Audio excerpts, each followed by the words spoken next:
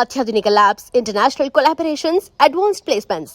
మీ dream career ని reach అవ్వడానికి మీ best choice Godavari Global University. పురాణం గురించి మాట్లాడుతున్నాం కాబట్టి నా మోస్ట్ స్ట్రాంగెస్ట్ అబ్జర్వేషన్ నేను ఒక 5 minutes చెప్తాను. తిరుపతిలో బాలాజీ ఎట్లా వచ్చాడు? అసలు బాలాజీ అనే దేవుడు పూజ చేస్తున్నారు. ఎవరు ఒక ఋషులు 14,000 సంవత్సరాల నుంచి పూజ చేస్తూ ఉంటే బ్రహ్మదేవుడికి పవర్ ఎక్కువైపోతుందని నారద మహర్షిని దాన్ని బ్రేక్ చేయడానికి పంపించాడు. నారద మహర్షి వచ్చి యాగఫలం ఎవరికి ఇస్తారు అంటే వాళ్ళు ఆలోచనలో పడ్డారు. అంటే 14,000 ఏళ్ళ నుంచి తపస్సు చేస్తే యాగఫలం ఎవరికి వాళ్ళు ఆలోచించలేదు. సరే అది పక్కన పెడదాం. సరే కనుక్కోవడానికి ఎవరు బ్రహ్మ విష్ణు మహేశ్వర్లో ఎవరు దీనికి అర్హులు అని భృగు మహర్షిని పంపించారు. భృగు మహర్షి ఫస్ట్ బ్రహ్మ దగ్గరికి వెళ్తే బ్రహ్మ సరస్వతి వేణు వాయిస్తున్నారు, ఏదో అవుతుంది అక్కడ బిజీ అని పంపించారు. అక్కడి నుంచి కట్ చేస్తే శివుడు వస్తే శివుడు పార్వతి బిజీగా ఉన్నారు, అవి డాన్స్ చేస్తున్నారు ఏదో అక్కడి నుంచి పంపించారు.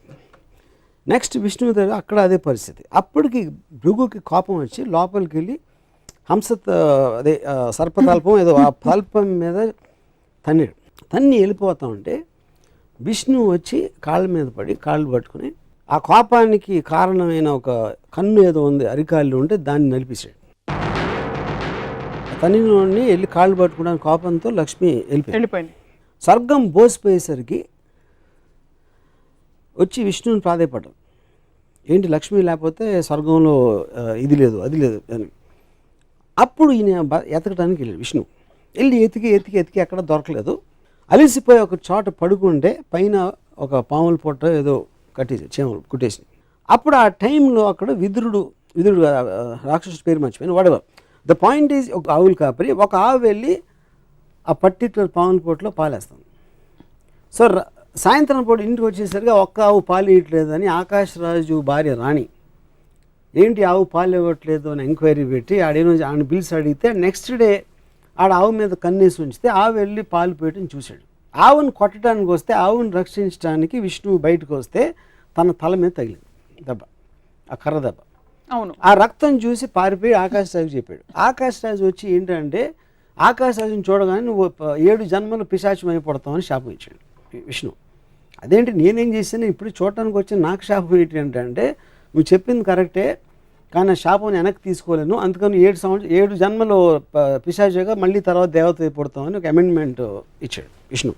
అక్కడి నుంచి వెళ్తా ఉంటే ఒక చోట ఒక అమ్మాయి కలిసి అమ్మాయి పద్మావతి తనతో ప్రేమలో పడి ఫాదర్ డబ్బులు అడిగితే డబ్బులు లేవు కనుక కుబేరుడి నుంచి అప్పు తీసుకుని పెళ్ళి కూర్చుంటే ఇది విషయం నాదురుకు తెలిసి ఎక్కడో తప్పు చేసుకుని లక్ష్మి దగ్గరికి వెళ్ళి ఆయన మళ్ళీ పెళ్లి చేసుకుంటున్నాడని చెప్తే లక్ష్మిని తీసుకొచ్చేసి లక్ష్మిని చూసి గిల్ట్ తోటి విష్ణు రాయిపోయి ఆ దుఃఖంతో పద్మావతి రాయిపోయి తను కూడా ఫీల్ తను రాయిపోయింది. ఇది బాలాజీ స్టోరీ. ఇది నేను చెప్పట్లేదు, బాలాజీ టెంపుల్లో కొని చదువుకున్న పుస్తకంలో ఉన్న స్టోరీ.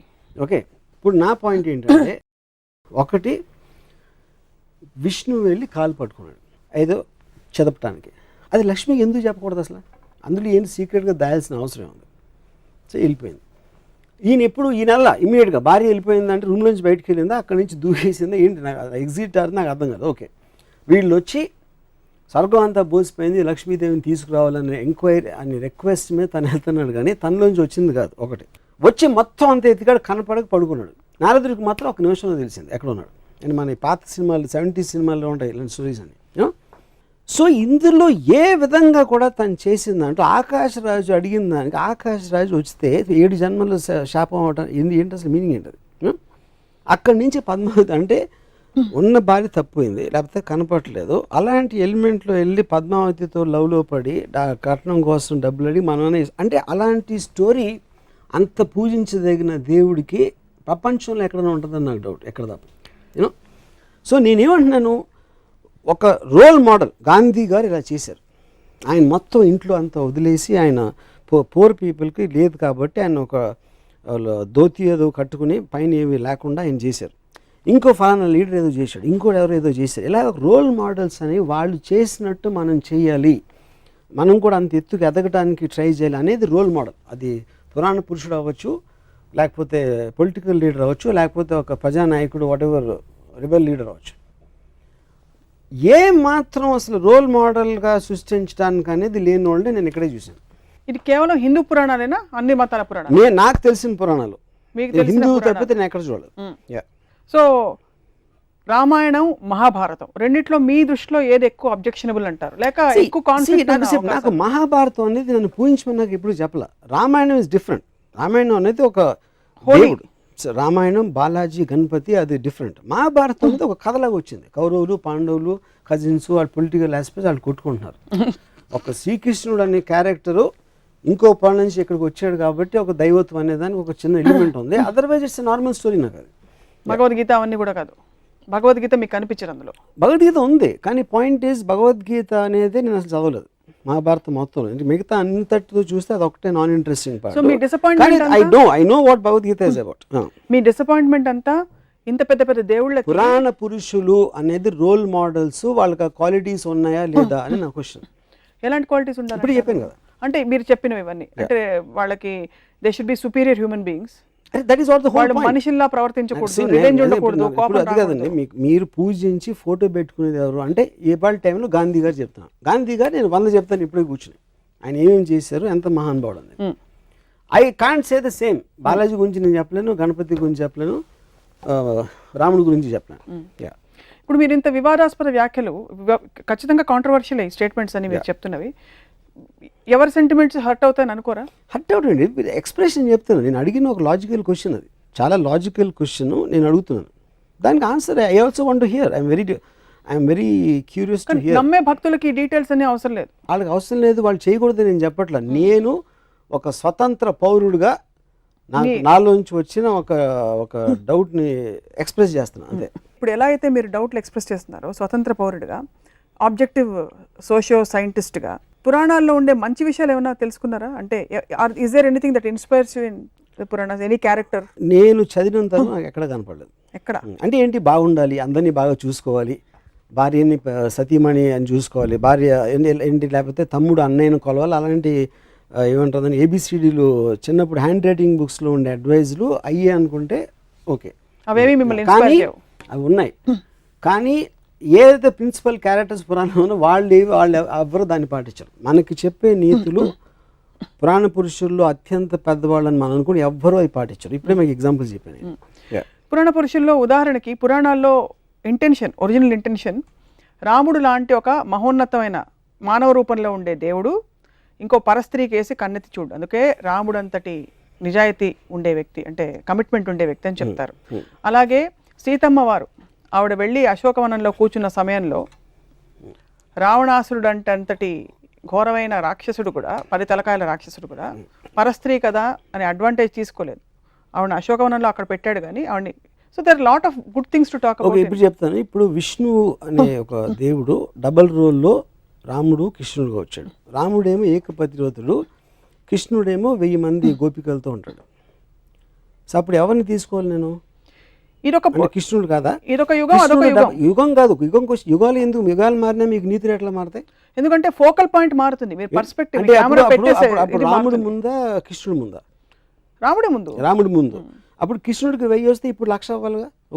ఇంకొక అవతారం వస్తే వస్తుందేమో. అది కాదు, మీ రోల్ మోడల్ అప్పుడు మనం ఫాలో అవ్వాలి.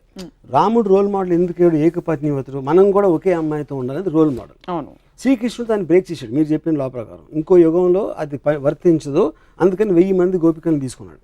అప్పుడు నేను రోల్ మోడల్, నాకు కృష్ణుడాడు. ఇప్పుడు ఇంకా అడ్వాన్స్ అయింది కాబట్టి ఇప్పుడు 1,00,000 గోపికలు అవుతావు, మళ్ళీ వెనక్కి వెళ్తామా? శ్రీకృష్ణుడు మీకు రోల్ మోడల్ అయినప్పటికీ శ్రీకృష్ణుడు స్వచ్ఛమైన ప్రేమ, ప్యూర్ లవ్. గురించి చెప్తున్నాను. Pure love, it is an embodiment of pure love. శ్రీకృష్ణుడి గురించి మనకి తెలిసింది he was an embodiment of pure love. నెమలి పింఛం అనేది ఎందుకు పెట్టుకుంటారంటే it is an embodiment of pure love which is but he can share that love with 1,000 girls. అది point. 1,000 girls which is not sexual in connotation necessarily. అంటే అందరిని పూజిస్తాడా కూర్చుని? అది తెలియదు, but this is what we know. నెమలి పింఛం అన్నది కూడా సంకేతం. నెమలి పింఛం అని పక్కన పెట్టిన అది డ్రెస్. అది ఇప్పుడు ఇవాళ క్యాప్ వేసుకున్నట్టు అప్పుడు నెమలి పింఛం వేసుకుంటారు. దానికని ఎక్కువ ఇంపార్టెన్స్ ఇవ్వద్దు. తను చేసే పని చెప్పండి నాకు. ఏం డ్రెస్ అనేది మన costume is not the point. సీన్లో కంటెంట్ అనేది పాయింట్. అక్కడ సీన్లో కంటెంట్లో విష్ణు అవతారమే రాముడు, విష్ణు అవతారం. రాముడు ఏకపత్ని భక్తుడు అని చెప్పినప్పుడు తను ఇంకో రోల్ వేసినప్పుడు మొత్తం ఆపోజిట్లో వేస్తే దానికి వ్యాలిడిటీ ఏంటని అడుగుతున్నాను. కాబట్టి రెండింటికి వ్యాలిడిటీ లేదంటారా? ఒకటి తీసుకుంటారు. క్వశ్చన్ అది కాదు. రోల్ అంటే ఇప్పుడు రాముడు అది ఒక్కటి చేసి ఉండొచ్చు, దానికి ఆపోజిట్గా 10 చేశారు దాంట్లోనే, రామాయణంలోనే నాకు చెప్పాను.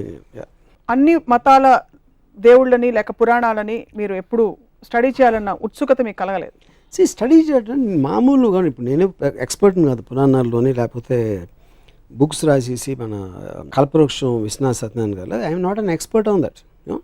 నేను ఒక మామూలు జనంలాగా నాకు తెలిసిన, అంటే నాకు బాలాజీ టెంపుల్లో నుంచిన వాళ్ళు కన్నా నాకు ఎక్కువ తెలుసు, గణపతి టెంపుల్ సిద్ధి వినాయక్ ఇక్కడికి వెళ్ళిన వాళ్ళు నాకన్నా ఎక్కువ తెలుసు, రెగ్యులర్గా టెంపుల్కి వెళ్ళే వాళ్ళు కన్నా నాకు ఎక్కువ నాలెడ్జ్ డెఫినెట్గా. నేను ఎక్స్పర్ట్ అవ్వకపోవచ్చు దాంట్లో. సో నేను మామూలు ఒక జనం ప్రతినిధిగా పురాణాల మీద నాకు వచ్చిన డౌట్ ఎక్స్ప్రెస్ చేస్తున్నాను అంతే.